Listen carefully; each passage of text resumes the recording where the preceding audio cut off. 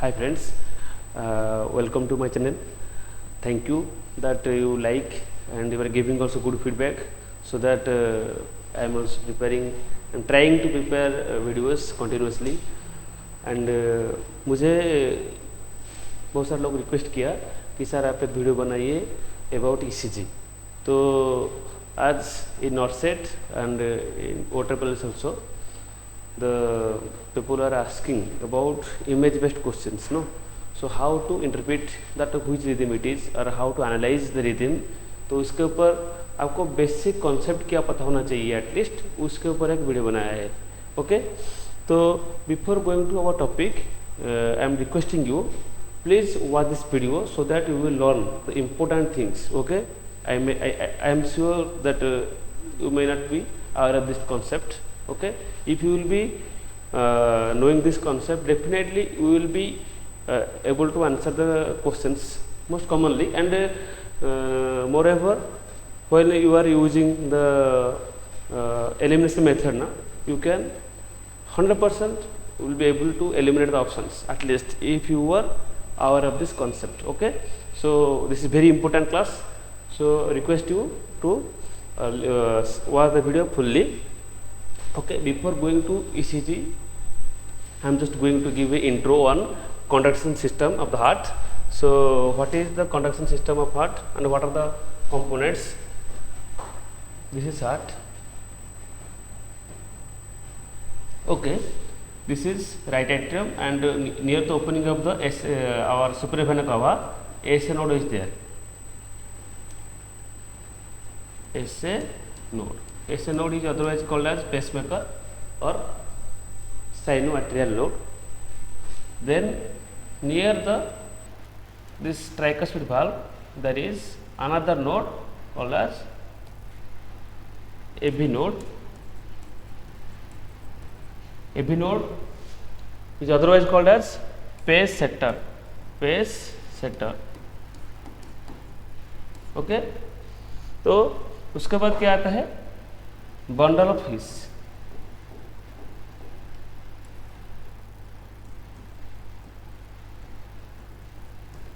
Bundle of His.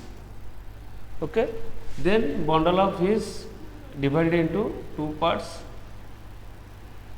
One is right bundle branch and another is left bundle branch. Okay, then this bundle branch again into Purkinje fibers. Okay, these fibers are called as Purkinje fibers. Purkinje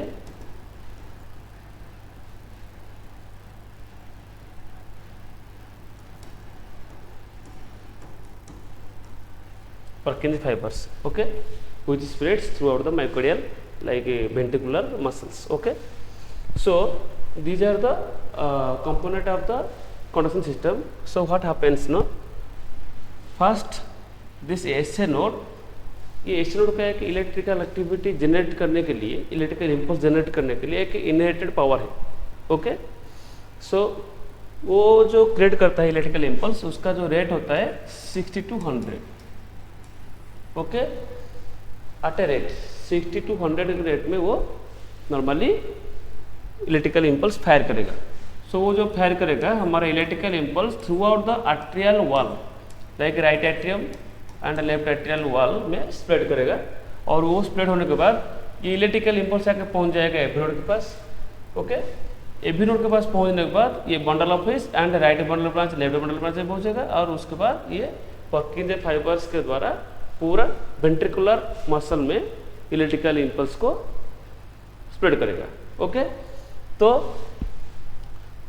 ये जो electrical impulse transmit होता है, generate होकर transmit होता है, तो ये जो चीज़ को हम ग्राफिकली रिप्रेजेंट करते हैं तो उसको हम बोलते हैं ईसीजी. ओके, सो ईसीजी के लिए बेसिक थिंग है कि हमारे पास PUF, QRS complex, then TUF. What is this? This is PUF this is QRS complex then T wave. Okay, so कौन सा वेव क्या है आपको पता होगा, just I am briefing it. This is P wave. P wave stands for arterial depolarization. P wave stands for arterial depolarization। What is arterial depolarization? When the electrical impulse spreads throughout the arterial wall, तो वो charge हो जाता है, उसको हम बोलते हैं arterial depolarization। and at that time we are finding on ECG graph as P wave। Okay, तो उसके बाद क्या होता है, ये जो P wave से इलेक्ट्रिकल इम्पल्स स्टार्ट हुआ, फिर जाके एवरोन के पास पहुंच गया ये इलेक्ट्रिकल इम्पल्स। ओके, तो ये पूरा टाइम जो लगता है इसको हम बोलते हैं PR interval. Another thing PR interval. Just again drawing the another graph. Okay, यहाँ से जहाँ से इलेक्ट्रिकल इम्पल्स स्टार्ट हुआ तो ये P वेव का पूरा, और यहाँ जो जहाँ से QRS कॉम्प्लेक्स स्टार्ट हो रहा है तो यहाँ तक जो डिस्टेंस है उसको हम बोलते हैं PR इंटरवल। ओके, समझ में आ गया? तो ये PR इंटरवल क्या होता है, जो टोटल टाइम कितना टाइम लगता है इलेक्ट्रिकल इम्पल्स पूरा स्प्रेड होगा और यहाँ आके पहुँचेगा QRS कॉम्प्लेक्स स्टार्ट होने से पहले, तो उसको बोलते हैं PR इंटरवल, जिसका नॉर्मल ड्यूरेशन होता है 0.12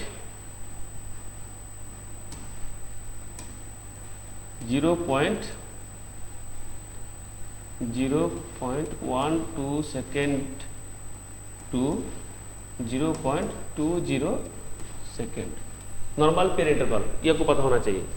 ओके, देन होता है QRS complex.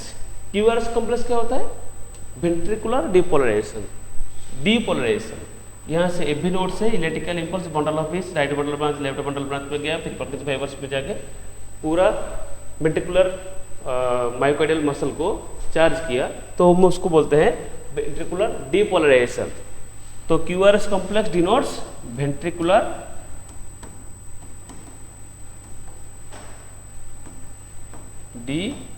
depolarization, depolarization, not depolarization. Okay, then about T wave. T wave is ventricular repolarization.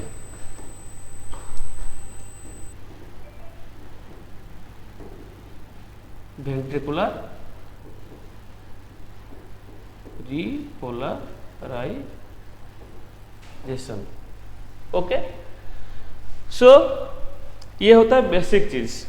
Okay, so what should be the normal duration for QRS complex, what is the normal duration for PR interval, okay, and what should be and how should be the ST segment and T wave.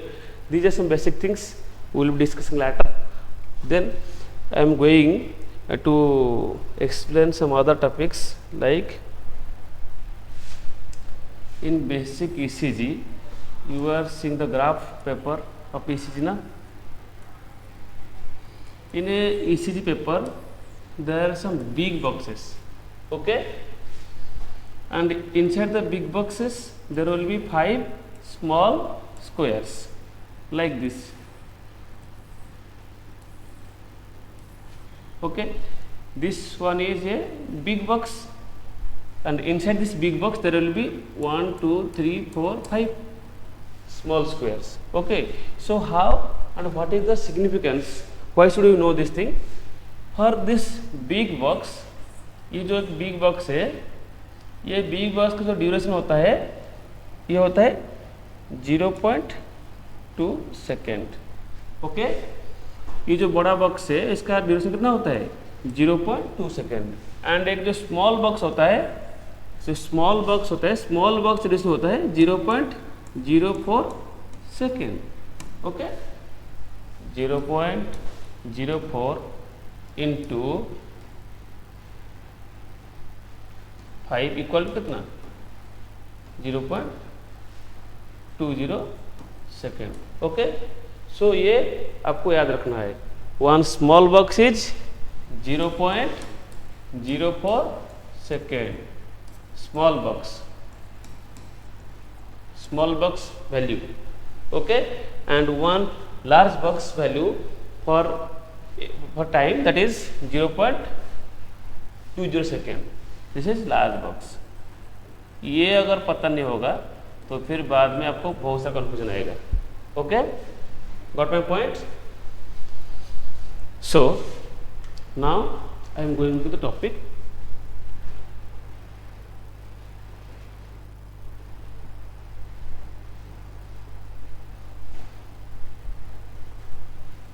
Okay, this is a ECG graph. This is P wave, this is Q, this is R, this is S, then this is T. Okay, then here P, Q, R, S, this is T. Okay, so if you see, this is a normal ECG. Okay, son. Then question will come that ये ECG जो आया है ये normal है, ये abnormal है, या what is the heart rate, ये हमको आइडेंटिफाई करना है। ये कैसे करेंगे? ओके, तो ये भी देखिए, ये भी बोला है नॉर्मल है, ये अबनॉर्मल है, ये क्या है, ये कैसे हम सॉल्व करेंगे? Okay, before that also I am telling you something which is more important, this about the lead placement.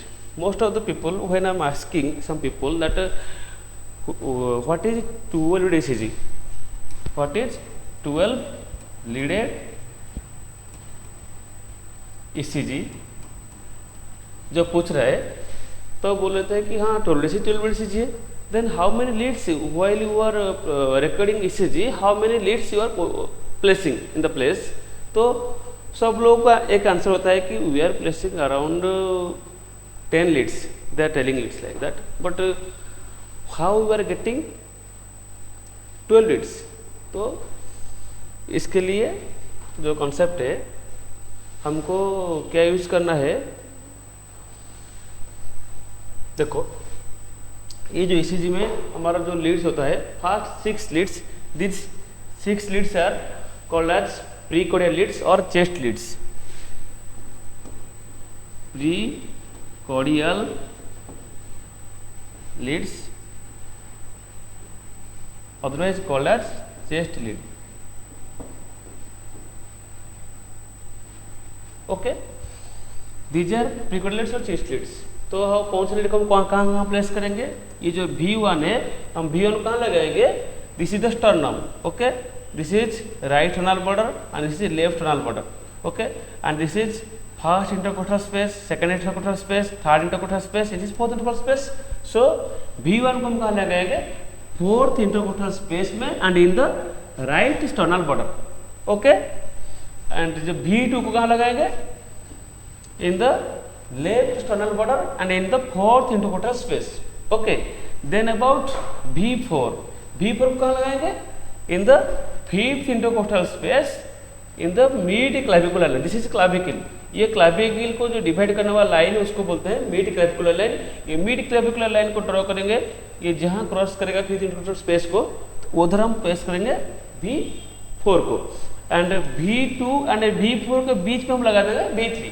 Okay, then about V5 को हम लगाएंगे anterior axillary line. This is axilla. Okay, if I am showing you, this is axilla. Okay, this is anterior axillary line and this is mid axillary line.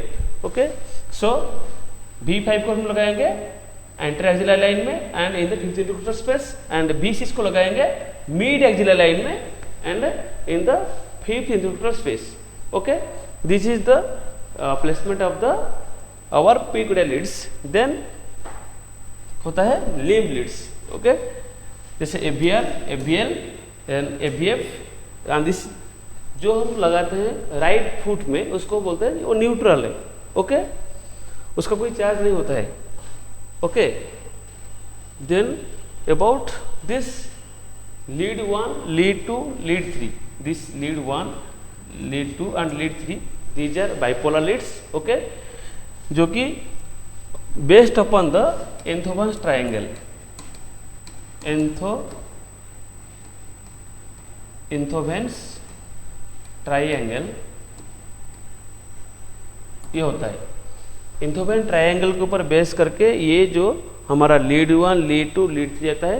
And इसमें से जो lead 2 है, ये lead 2 को हम बोलते हैं ये standard lead, because while you might have seen also, जो कोई पेशेंट आईसीयू में रहता है अंडर कार्डियक मॉनिटरिंग, तो हम जो ईसीजी ग्राफ देख रहे हैं मॉनिटर में, स्पेशली हम लीड 2 को दिखा रहे हैं, क्योंकि ये जो हार्ट है, हार्ट का मैक्सिमम पोर्शन को ये कवर करता है। ओके, तो हार्ट का जो ओवरऑल एक्टिविटीज है, इलेक्ट्रिकल एक्टिविटी, ये हमको कहाँ मिलेगा? लीड 2 में मिलेगा। Okay okay, and this is about a normal ECG, 12 lead ECG. अगर मैं आपको पूछूंगा कि आप जो लीड प्लेसमेंट किया था, जिसको जहाँ लगाना है वो लगाया कि साइड एंगल से कहीं नहीं लगाया है, वो कैसे पता चलेगा? Most of the time you might have seen that doctor ने जब राउंड में आता है तो आपको गाली करता है, क्या यार ईसीजी नहीं लगाना, ईसीजी लीड्स लगाना नहीं आता है, ये करना नहीं आता है, ऐसे बोलते हैं ना। तो हाउ विल नो दैट अगर कोई ईसीजी किया है, आपको वो ईसीजी जो रिकॉर्डिंग किया है वो सही ढंग से किया है कि नहीं किया है, वो मोस्ट इंपॉर्टेंट थिंग। अगर without knowing this if you are started interpreting, that means everything will go wrong. Okay, so how to know that your leads were placed? This is lead 2. okay, this standard lead 2 and FVR, ये दोनों mirror image है। कैसे mirror image? देखो आप यहाँ जो टी वेव है अपवर्ड है, ये sir no, but normally the T wave will be downward in this wave. Okay, and exactly देखेगा तो मिरर इमेज है, जैसे यहाँ पी वेव अपवर्ड है, इधर नीचे है, एंड टी वेव भी डाउनवर्ड है। तो मिरर देखेगा तो आपको लगेगा कि ये मिरर इमेज होता है। तो लीड 2 एंड FVR अगर मिरर इमेज आता है तो उसका मतलब है कि आपका जो ईसीजी लीड प्लेसमेंट सही है। ओके, क्वेश्चन आ सकता है, इसको याद रखिए। Mirror image of lead 2 will be seen in FVR। Okay, this is FVR। Then अभी मैं पूछूंगा आपको, when we are going to analyze a rhythm, question आया है तो आप क्या करेंगे? एक्चुअली आपको क्या करना पड़ेगा? ये जो एक्रोनिम लिखा है RRPQ,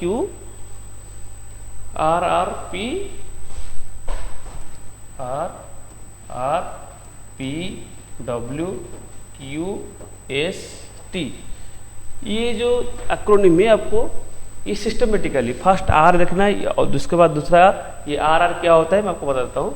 फर्स्ट आर मतलब होता है rate, then rhythm, then P wave, then W means width of the QRS complex, then Q wave means the deep Q wave whether it is there or not, then S means ST segment, or and T wave means about the nature of T, how it is, whether it is upward or downward. Okay, so ये जो लिखा है acronym, इसको follow करना पड़ेगा आपको, ये step पे जाना पड़ेगा। कोई भी चीज़ आप देख रहे हैं तो इसको फॉलो करना चाहिए। अगर आप ये इसको फॉलो करेंगे तो definitely you will be answering the question correctly.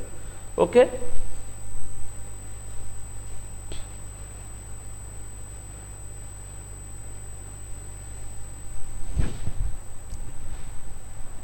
यही है, इसको हमको फॉलो करना है। ओके, सपोज अगर अभी जो हमारे सामने जो ईसीजी है, अगर हम इसको देखेंगे तो ये इसका रिदम क्या होता है, नॉर्मल है अबनॉर्मल है, ये क्वेश्चन है आपको बाद में ये डिसाइड करना है ये क्या है। ओके, तो first R will be rate, how to calculate the rate of the ये हार्ट रेट और आवर जो हार्ट बीट का जो रेट है या इलेक्ट्रिकल इम्पल्स से हम कैसे पता चलेगा कि ये अभी जो ईसीजी हम देख रहे हैं इससे हम कैसे पता चलेगा कि what is the heart rate. Okay, so how to calculate heart rate, you know all are our beat 300 divide by number of large box between R and R wave। Okay, so जो R and R wave है ये बीच में कितना QR sorry हमारा large base कितना है उससे पता चलेगा कि हार्ट रेट क्या है करके, ठीक है ना। तो हमको कैसे काउंट करना है, सपोज ये एग्जाम्पल देखेंगे तो ये एक आरोह है एक आरोह है, तो यह देखिए कि 1 और 2 यहाँ 2 बॉक्स है, ओके। अगर इधर देखेंगे तो ये आरोह है और ये आरोह है, इसके अंदर कितना बड़ा बड़ा बॉक्स है 1 2 3 4 5 6 7 8, यहाँ 8 बॉक्स है 1 2 3 4 5 6 7 8 बड़ा बॉक्स है, okay. So then definitely this will be bradycardic and this will be tachycardic. How? 300 divided by this is 2.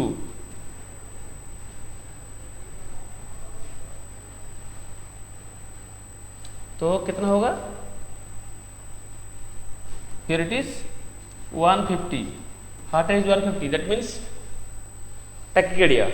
And here it is definitely below 60. So this is bradycardia. Okay. सो इससे पता चल गया कि rate से पता चलेगा कि आपका जो रिदम है वो टैक्केडी की रिदम है या ब्रैडीकार्डिया वाला है, ठीक है ना। आपको पहले देखना है कि रेट क्या है, आपको ओनली देखना है आर वेव, क्यूआरएस कॉम्प्लेक्स है जो आर वेव उसको देखना है, तो उससे पता चल गया कि ये ब्रैडीकार्डिया वाला रिदम है या टैक्केडी वाला रिदम है, वो फास्ट पता चल गया। अगर वो इजी हो गया तो अच्छा है, आप रखो टैक्केडी है ब्रैडीकार्डिया वाला उसको लिख के रखो। उसके बाद हम देखना है कि ये रिदम क्या है, R stands for rhythm. Rhythm means ये जो रिदम है ये साइनस रिदम है या this is not a sinus rhythm, वो आपको पता करना चाहिए। दिस इज साइनस रिदम और वेंट्रिकुलर रिदम और नोडल रिदम, 3 चीज आ सकता है। हमारा जो रिदम आता है नॉर्मली, जो नॉर्मल रिदम होता है वो होता है sinus rhythm, otherwise nodal rhythm,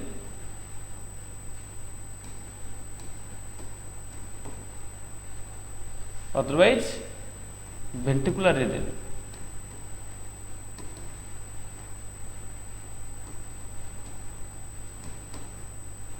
ventricular rhythm, okay. So ये 3 टाइप्स का नॉर्मल रिदम होता है, ब्रॉड क्लासिफिकेशन। तो साइनस में साइनस टैक्केडिया हो सकता है, ब्रैडीकार्डिया हो सकता है, ओके, जो भी है। नोडल रिदम में लाइक एट्रियल फिब्रिलेशन जो कि जंक्शनल रिदम उसको बोलते हैं, दिस नोडल रिदम को बोलते हैं क्या है, junctional rhythm, junctional rhythm, okay. Specially one example is atrial fibrillation, वो जंक्शनल रिदम का एक एग्जांपल होता है। Then about ventricular rhythm, ventricular मतलब वेंट्रिकुलर टैक्केड हो सकता है, वेंट्रिकुलर फिब्रिलेशन हो सकता है, एसबीटी हो सकता है, वेंट्रिकुलर फ्लटर हो सकता है, जो भी है, ओके। सो हम अभी देखेंगे कि रिदम, ये रिदम अभी ये जो इसी हम देख रहे हैं अभी, ये रिदम क्या है, ये साइनस है या साइनस नहीं है। देखो यहाँ पीओएफ है, यहाँ भी पीओएफ है, यहाँ भी पीओएफ है, यहाँ भी पीओएफ है, ओके। और आपको एक पीओएफ मिलना चाहिए तो that will be a sinus rhythm, okay.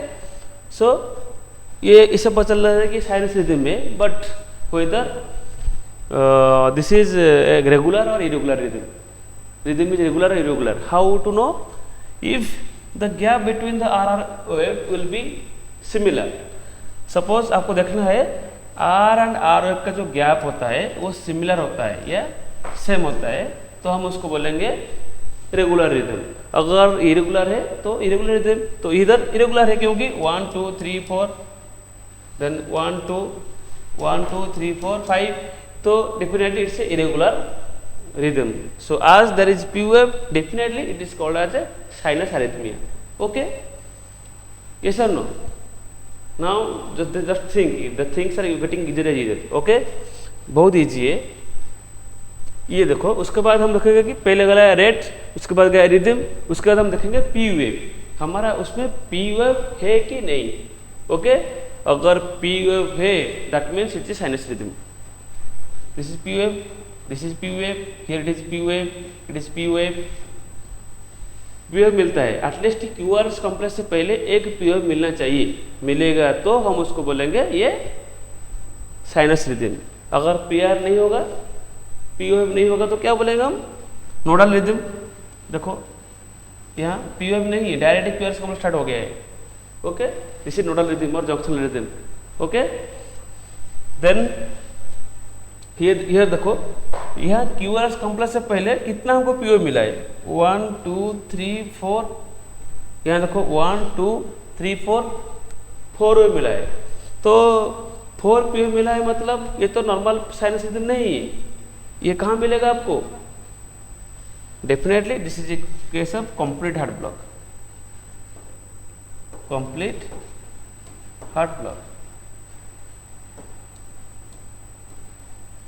देखो हार्ट रेट कितना होगा इसका, आर आर अंदर देखो कितना वेव है, कितना बॉक्स है, 1 2 3 4 5 6 7 8 9 10 11, सो मान लो 10, 300 डिवाइड बाई 10 इज 30, तो हार्ट रेट 30 है, मतलब definitely it is a case of complete heart block. Okay, तो आपको ऐसे स्टेप बाय स्टेप जाना है, तो आपको ये पता चल जाएगा, ठीक है ना। ये देखो यहाँ क्या होता है कि QRS complex, only QRS complex है, यहाँ कोई पी वेव नहीं है। ओके, यहाँ का देखो, यहाँ हमको टी वेव मिल रहा था, यहाँ non T wave, only QRS complex. Okay, definitely this will be a ventricular arrhythmia. Okay, and this is a case of monomorphic VT. Okay, तो उसके बाद हम देखेंगे डब्ल्यू पी, पहले चला गया R, R means rate, then rhythm, then P wave, then about W, W means width of the QRS complex. आपका जो क्यूआरएस कॉम्प्लेक्स है,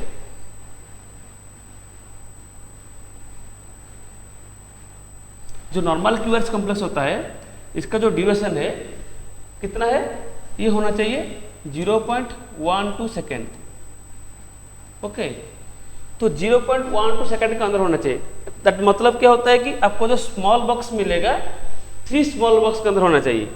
ये जो क्यूआरएस कॉम्प्लेक्स जहाँ से शुरू हुआ यहाँ एंड हुआ, इसके अंदर हमको ओनली 3 स्मॉल स्क्वायर्स मिलने चाहिए। ओके, अगर उससे ज़्यादा मिल रहा है उसका मतलब है कि ये वाइडर क्यूआरएस कॉम्प्लेक्स है। वाइडर क्यूआरएस कॉम्प्लेक्स कहाँ मिलेगा आपको? डेफिनेटली अगर आपका वेंट्रिकुलर जो हमारा सप्लाई होता है, like bundle of his, bundle branches, इसमें या पर्किंस फाइबर्स में कहाँ कुछ गड़बड़ होगा तभी होगा, otherwise because of some electrolyte imbalance. Okay, like you may see, this is one example, this is PBC, PBC, this is wider, bigger QRS complex will be seen. This is PBC means premature ventricular contraction. Okay, this is due to our magnesium and potassium deficit. Okay, so ऐसा अगर wider QRS complex आ रहा है उसका मतलब है कि आपको देख लेना चाहिए कि पेशेंट का जो इलेक्ट्रोलाइट वो सही है कि नहीं है, specially potassium and magnesium. Okay, तो width of the QRS complex अगर ज़्यादा है तो देख लेना। आपको जब भी कोई चीज इसी से आता है तो आपको ऐसे ही स्टेप यही फॉलो करना है। Okay, then about Q, Q means Q wave whether it deep और नॉट। अगर ऐसा वाला डीप क्यू वेव आता है, क्यू वेव पूरा डीप आता है, ओके, तो इसका मतलब है कि ये पेशेंट को क्या हुआ है, ओल्ड एमआई। जो पेशेंट को ओल्ड एमआई होगा, मायोकार्डियल इंफेक्शन पहले होगा, तो ऐसे क्यूआरएस कॉम्प्लेक्स का जो क्यू वेव है वो पूरा डीप होगा, अच्छा पूरा नीचे होगा, ठीक है ना, ज़्यादा डाउन आएगा। तो ये होता है about old MI. Then about ST, ST segment. ST segment में हमारा दो चीज़ आ सकता है। एसटी सेगमेंट most important, ST segment either elevation और डिप्रेशन। ओके, सो जब एसटी सेगमेंट एलिवेट होता है, आपको पता है ऑलरेडी स्टेमी। हियर देखो, हमारा जो नॉर्मल एसटी हुए कैसा होना चाहिए, okay, this is S wave, this is T wave, this is ST segment, this should be in our base line. Okay, तो ये बेस लाइन के ऊपर हो गया तो तो हम उसको बोलेंगे ST elevation. Okay, normally we are seeing this in case of MI, in case of MI we are seeing ST elevated, तो उसको हम बोलते हैं STEMI, ST elevated MI, myocardial infarction. Okay, then यहाँ देखिए ये जो ST सेगमेंट है ये बिलो द आइसोलेटेड लाइन और बेस लाइन, तो उसको हम बोलते हैं ST डिप्रेशन। ये कहाँ मिलेगा? अगर मायोकार्डियल इस्चेमिया होगा। This is about myocardial ischaemia.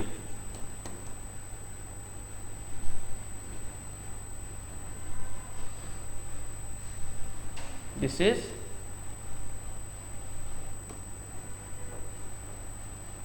myocardial ischemia. In case of myocardial ischemia, you will see ST depression, whereas in case of myocardial infarction, you will see ST elevation. Okay, तो पता चल गया अगर ऐसा होगा। Then about T wave. Okay, already पहले से बोल दिया था कि हमारा जो टी वेव है नॉर्मली अपवर्ड होना चाहिए। Okay, but T wave normally कहाँ हमारा डाउनवर्ड होता है? In case of our AVR and V1 and AVR, V1 and AVR, ये दोनों लीड्स में normally our T wave is downward. Okay,